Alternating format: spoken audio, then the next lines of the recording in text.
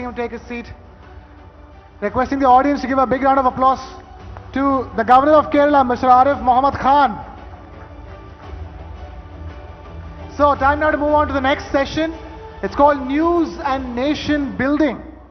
Now, news and nation building are complementary. But by nature, the news media is supposed to play the adversarial role that loves an anti-establishment stance. But it's time now to forget all of that and get on with the chief guest of the moment. I request the Honorable Governor of Kerala, Mr. Arif Mohammad Khan, to please take the stage, to take the podium and deliver that keynote speech. Over there, sir. Over there, please.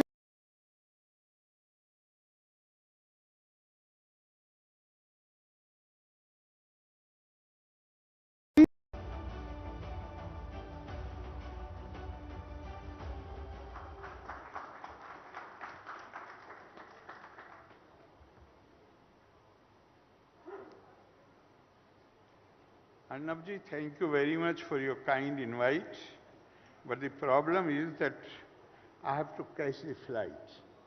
And I was scheduled to come here at 3:30. Now it's already 4. So I think I will make it very short statement. Thank you very much, ladies and gentlemen. There cannot be any doubt that media plays extremely important role, not just in India, but in every democracy. And constitutionally speaking, freedom of speech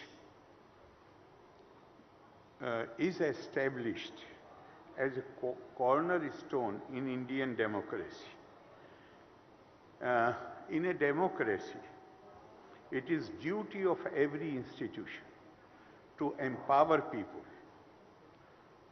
to enable them to take an informed decisions. And that empowerment surely comes through the media. So questions are raised whether media is performing its role as it should. And they follow the norm of being free from any bias or prejudice and truly uphold independent press.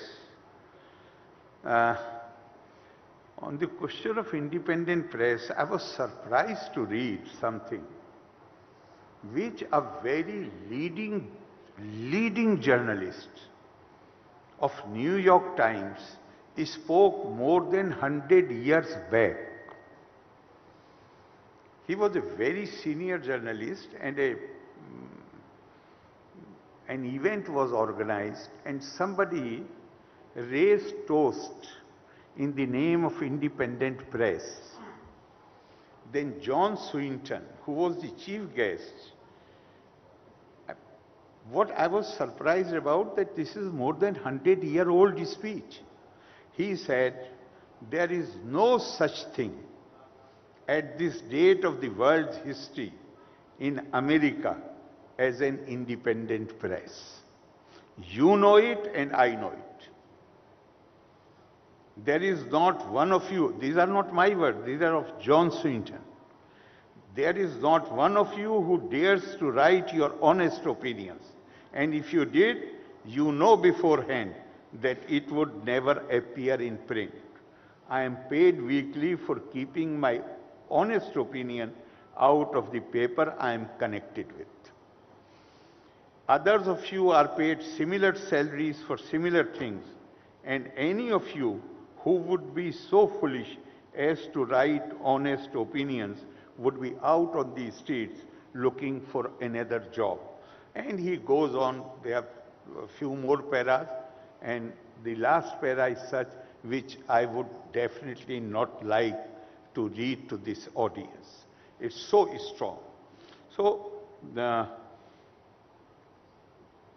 these are the actually, it has been said that the greatness of a society does not depend on the enforcement of the positive laws. and not just free choice.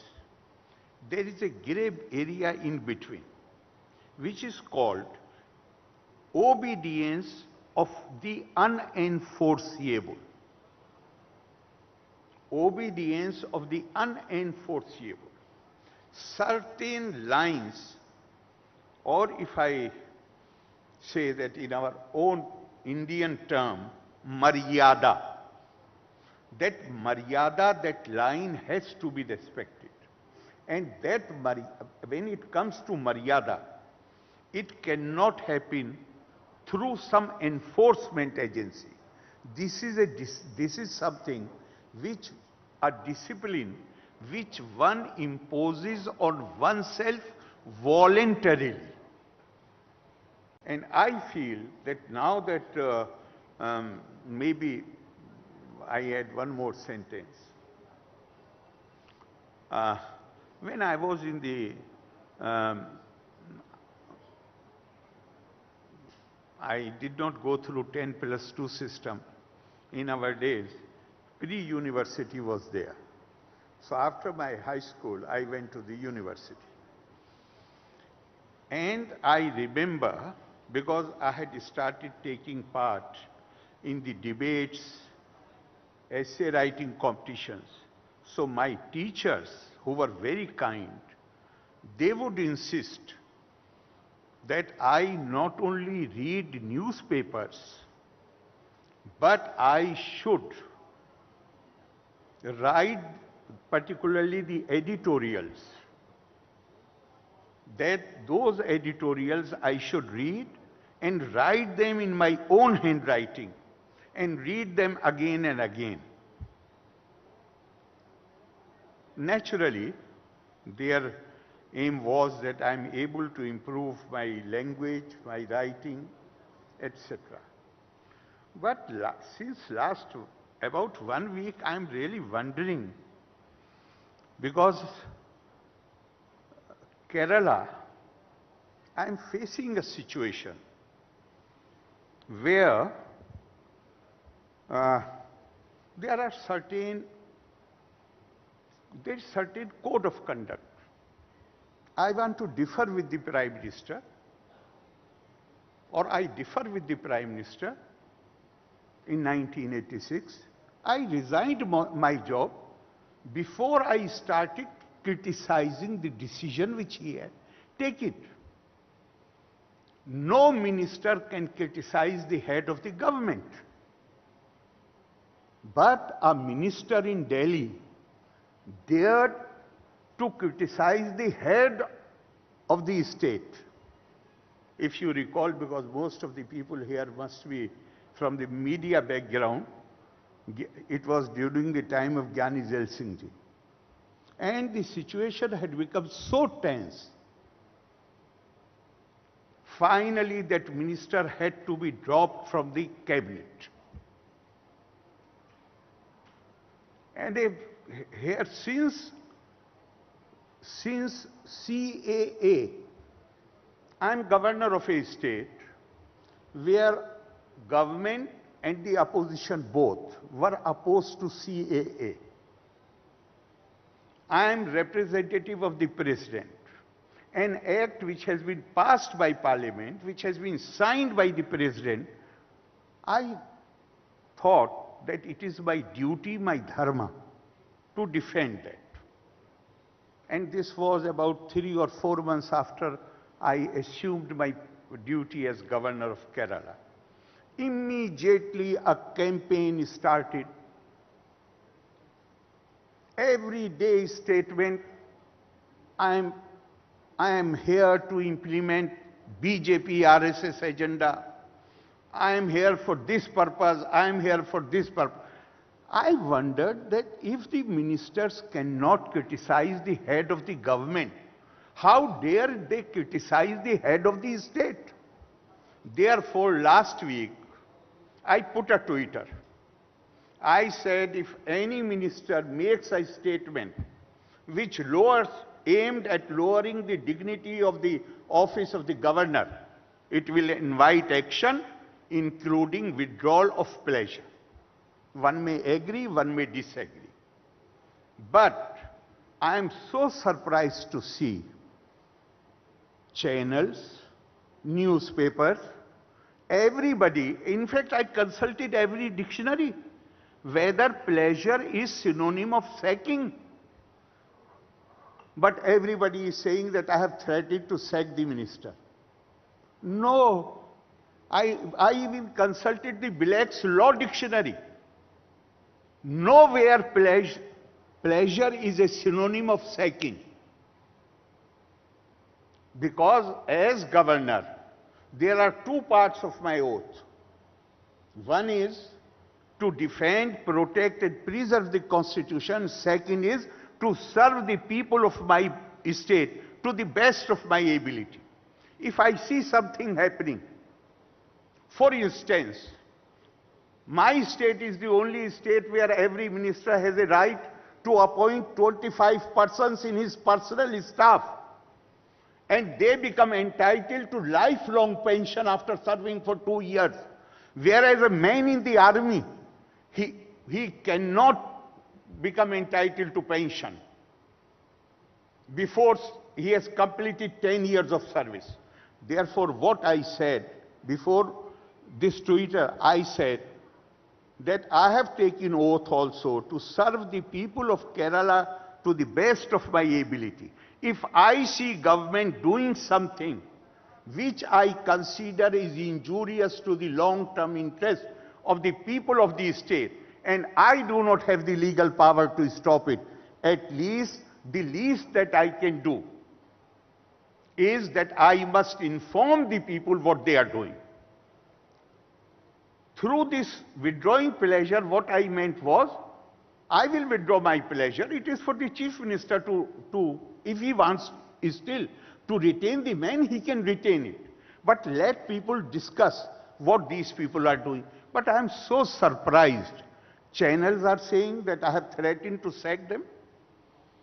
Newspapers in their editorials are saying that I have threatened to sack them. I have not. I have said I will withdraw my pleasure. Both the words are not synonymous. So therefore, the only thing that I can say is that I am a great believer in the obedience of the unenforceable. And there are two lines from one of our scripture which says that Sattasya Vachanam Shreya. It is very well, in fact desirable, needed to speak the truth. Satya dapi hitam vade. But that truth should be spoken which serves the larger interest of the people. Yad bhut hita matyantam etat satyam matam mam. What is beneficial, what serves the interest of Lok Sangra, Lok Kalyan, is the best truth. I hope and pray that when all these 68 channels from all over India have come together, it will become much easier to prepare some guidelines, to impose some self-discipline, to see all these issues, because ultimately every institution in democracy must aim to serve the public interest. Loka samasta sukhino bhavantu. Jai Hind.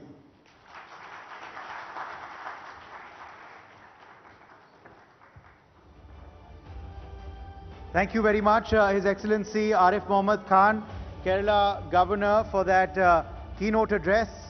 Arif Mohammad Khan, of course, sharing his always candid views on the topic future of news. We're now going to be swiftly moving ahead to our next session, because our next newsmaker, our next special guest is already with us, Akshata. With the explosion in the sheer number of newsrooms across India, there is sprouting of editorial lines. This variety of editorial lines represent the huge spectrum of views that exist. Given such a background, and in sticking to the agenda of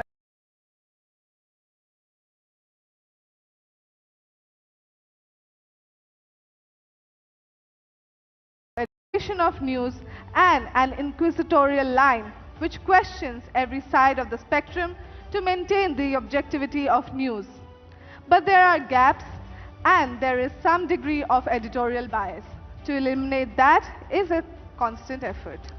Remember, we're trying to get you as many voices from across the country as possible today, because it is not just a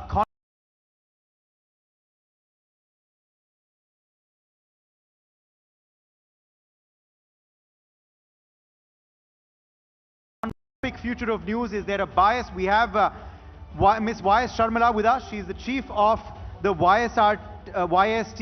She, remember, launched the YSRTP in fact, July 2021, having experience in handling political campaigns. She has an insight into how the media covers politics and the apparent biases they hold and project as well.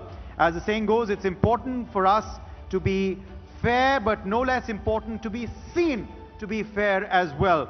Well, Niranjan Iyer, the executive editor of Republic Media Network, will of course be with us for this fireside chat, along with Ms. YS Sharmila, chief of the YSRTP. But before we invite them on stage, let's quickly play out an AV setting the tone for this next special session. Objectivity is in the DNA of news. Editorial subjectivity is a reality too. At the crossroads, there are often claims of bias. Is there a gap? Is there a need to course correct? Or are the allegations simply by those who are cornered by news reportage? Now on the NBF National Conclave,